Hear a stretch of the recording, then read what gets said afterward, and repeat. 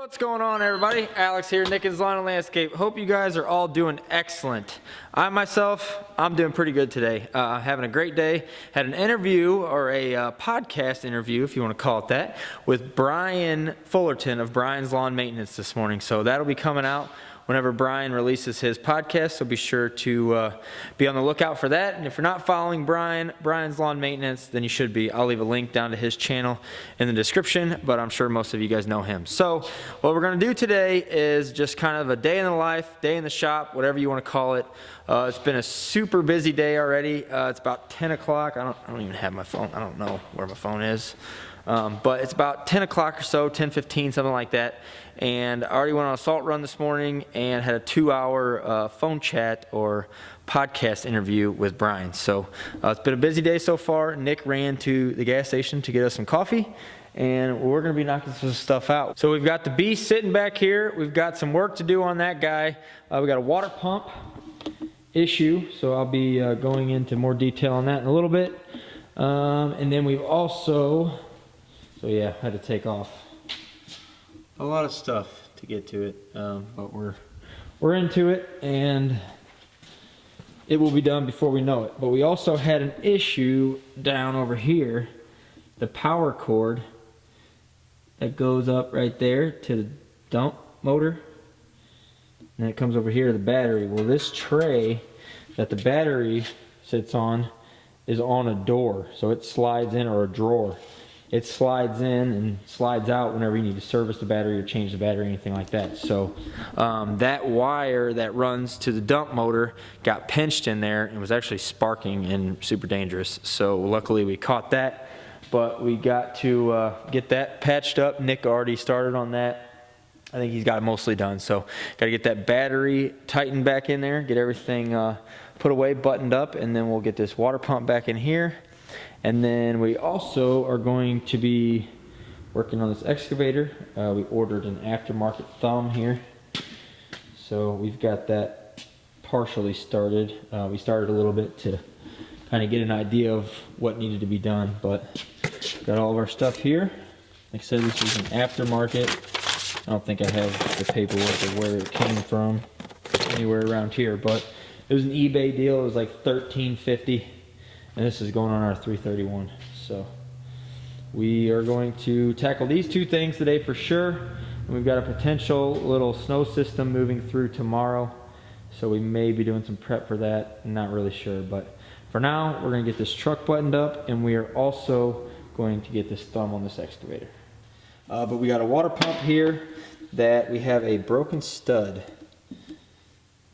So, oh, wrong way, sorry.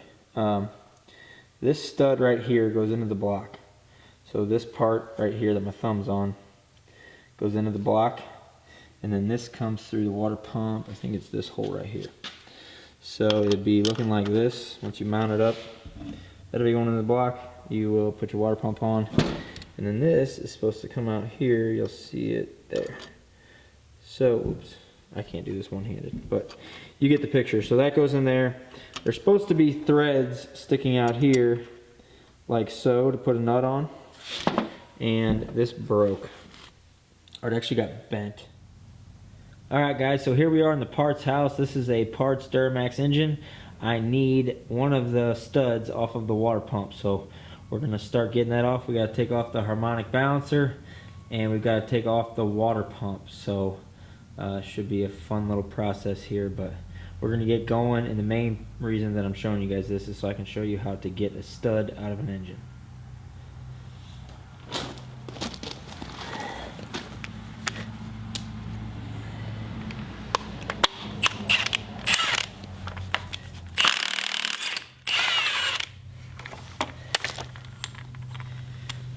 Take off our harmonic balancer here, 36 mil bolt.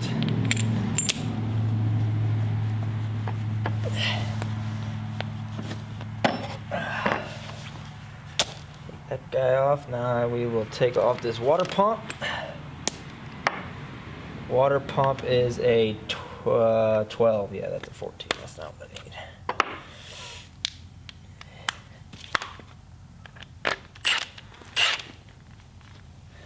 So this is the stud down here that we need. So let's take this one off. And it should come out as just a nut, and then we'll have to take the stud out of the engine. Oh, nope, the whole thing came out. Well, that works out. That's exactly what happened on the other one, and then I bent it. So, cool. Well, we're done, I guess. Guess I'm not going to show you how to take a stud out of an engine. I can still show you. Alright, so if you've got a stud stuck in an engine or something, usually it's an engine, but this side right here will be what's into the block, so you won't see those. This is what you'll see. There won't be a nut on there. Like I said, this whole stud came out with the nut, so it is what it is. But what you'll do is you'll put a nut on here backwards. So you'll be looking at it like this. You'll have this nut here with the flange. You'll put that flange facing the outside. Put that on there, tighten it on a good ways, and then you'll put another nut on there so it'll look like two nuts up against each other. You'll tighten these two together as tight as you can, and then you reverse from the bottom one. You'll start backing it off, and these two are so tight together that it'll actually pull these threads out of the engine. So I got the nut off, and I'll just show you again, so maybe it'll make more sense this time. Like I said, this is in the block, so this is what you'll see coming out of your engine. You'll put a nut on there like this, backwards, or upside down, whatever you want to call it, with the flange facing outward. Usually that flange would be going in to press against whatever you're trying to tighten to the engine, but you'll put that on there backwards, then you'll put another nut on there like so. You'll tighten these two together as tight as you can get them with two wrenches, or a wrench on the inside and then a socket out here. Tighten those two together as tight as you can possibly get them, and then go on this bottom one with a wrench and loosen it, and it'll pull out this whole stud, because these two are tighter together than this stud is into the aluminum block. So while I was taking that out, Nick was repurposing some shelves. So there was some shelves up here in our loft area, and they weren't getting used. So we brought them down here, and we're gonna hang them up over here where we have our oils and our filters, and we're gonna put some of that excess or some of that overflow up there, because we keep a lot of this kind of stuff around and it just takes up a lot of space. So trying to get a little more organized here. Just one of the other things on our to-do list. So we'll try to get this a little more organized and a little more accessible by adding this shelf up there above it. So 8 foot, I don't know how wide it is, maybe 18 inches, something like that. So it'll be a lot of shelf space up there. You gotta put your past behind you. Look, kid, bad things happen and you can't do anything about it, right? Wrong! When the world turns its back on you, you turn your back on them. Well, that's not what I was told. Then maybe you need a new lesson. Repeat after me. Hakuna Matata. What? Hakuna Matata. It means no worries.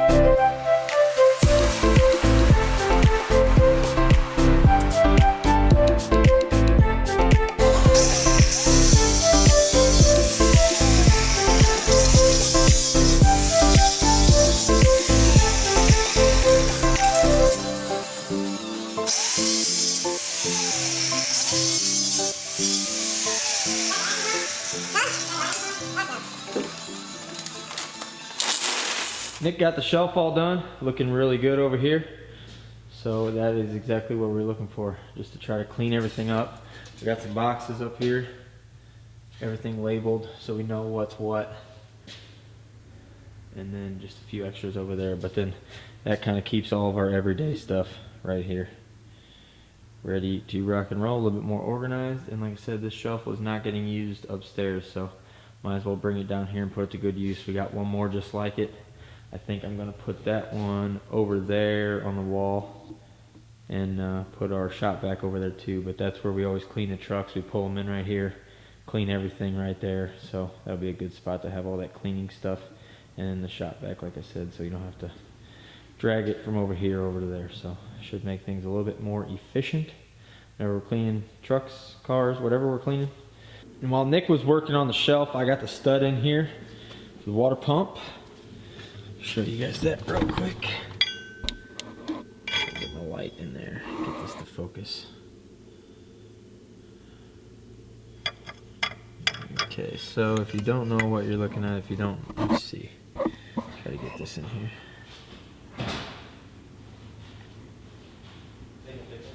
Yeah, it's hard to see, but it's right down there above the shaft for the harmonic balancer. Right down there in the corner where that hole is back in there. Right to the bottom left of that.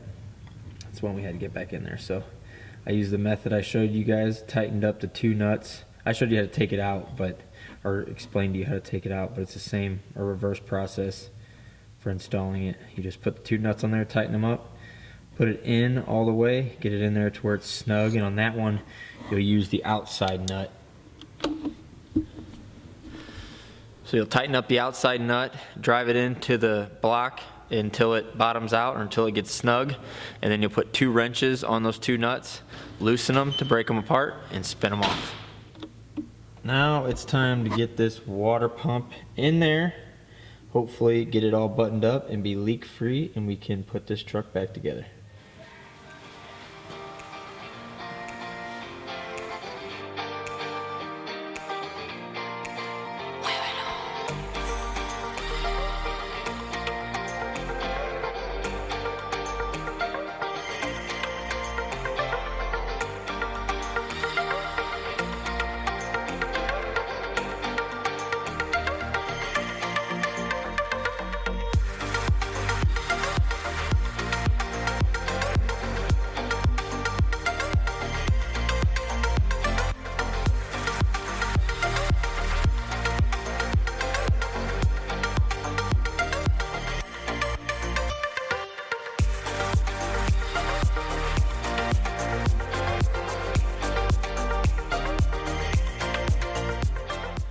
All right, guys, so I gotta go give a bid real quick, and I've also gotta run to the bank and run to O'Reilly's. I don't have any coolant for this water pump job, so I gotta go grab that. Like I said, run to the bank and run and give a landscape bid. Nick is working on some shelves in there. So we'll set the camera up on Nick and see what he's got going. He's building some shelves for our cleaning supplies. We put them on the stairs, trying to be as effective with our space as possible. So I'm gonna head out, go do that stuff, and we'll see what Nick's got going on here. It's on. You don't bump that. What? You don't bump it. Yeah.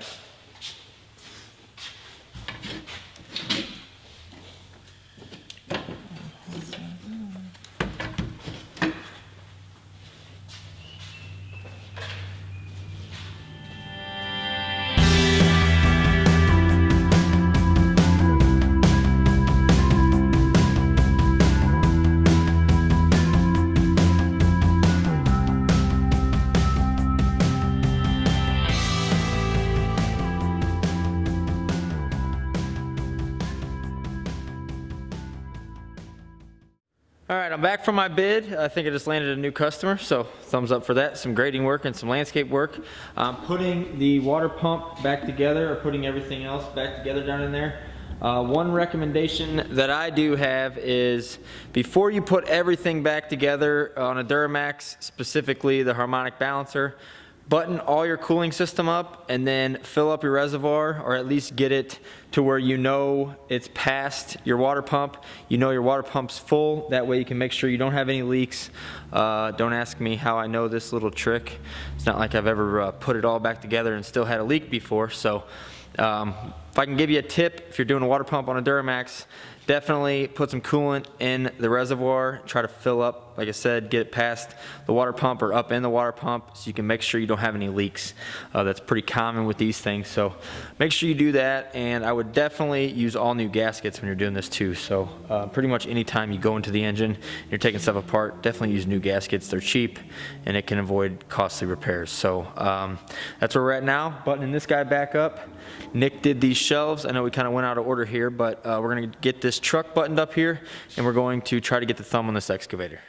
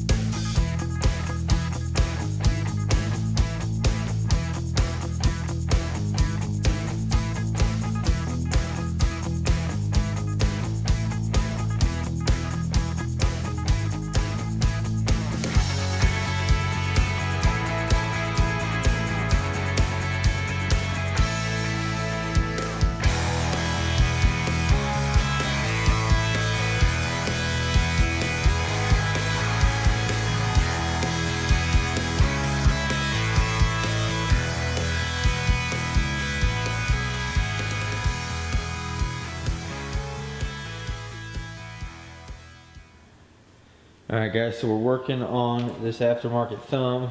First thing I see is this pin is way too big. So we'll have to drill a new hole. I don't know if we'll cut that off or not.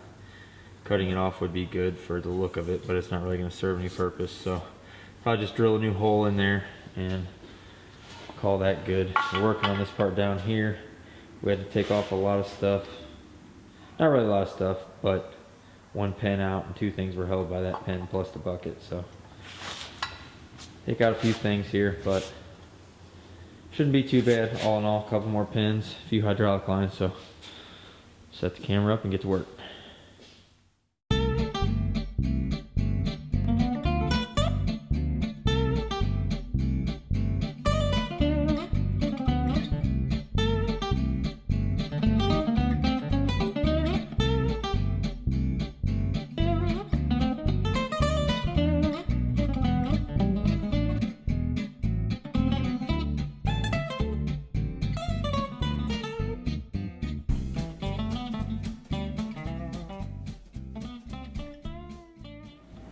Alright guys, so a little screw up on our part. Whenever we first put this main cylinder on, we had the outlet and the inlet right there for the hydraulic lines facing the wrong way.